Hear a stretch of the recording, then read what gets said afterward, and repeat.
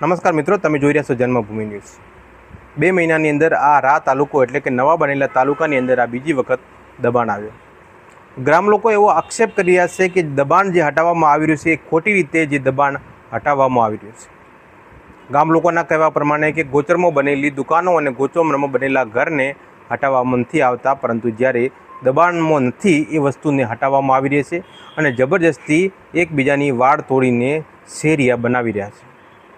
ગામ લોકોનું એવું કહેવું છે કે બિન અધિકૃત રીતે તંત્ર દ્વારા આ દબાણ હટાવવામાં આવી રહ્યું છે। મહિના પહેલાં પણ ગામ લોકોના કેબિન અને ગલ્લા અને દુકાનો પણ ખાલી કરાવી હતી અને માર્કેટના શેડ પણ તોડ્યા હતા, પરંતુ જ્યારે આ દબાણની જ્યારે વાત કરવામાં આવે છે તો ખરેખર અત્યારે ગ્રામજનો લડી રહેવાના મોડમાં છે। દરગાભાઈ જીવાજી, ગામ રા, તાલુકો રા, જિલ્લો વાવથાદ। જે અહીંયા દબાણ દૂર થઈ રહ્યું છે તે બિનકાયદેસર થઈ રહ્યું છે। જે ખેડૂતના ખેતરની અંદર જે થાય છે, જે ખેડૂતના ખેતરની અંદર થાય છે, જે કાયદેસર રસ્તો હતો ત્યાં થતો નથી અને તે ખેડૂતના ખેતરની અંદર થાય છે। જે આ શોપિંગ આવેલું છે એ પણ બિનકાયદેસર બનેલું છે।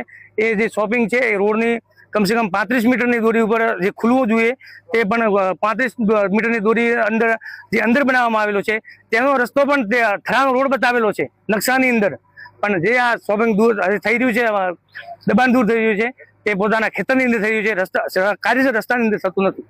હું તો એક ગામ તરીકે આવ્યો છું, ખેડૂતો રજૂઆત કરી છે તો મને ખબર નથી, પણ જે દબાણ દૂર થઈ રહ્યું છે એ બિનકાયદેસર થઈ રહ્યું છે।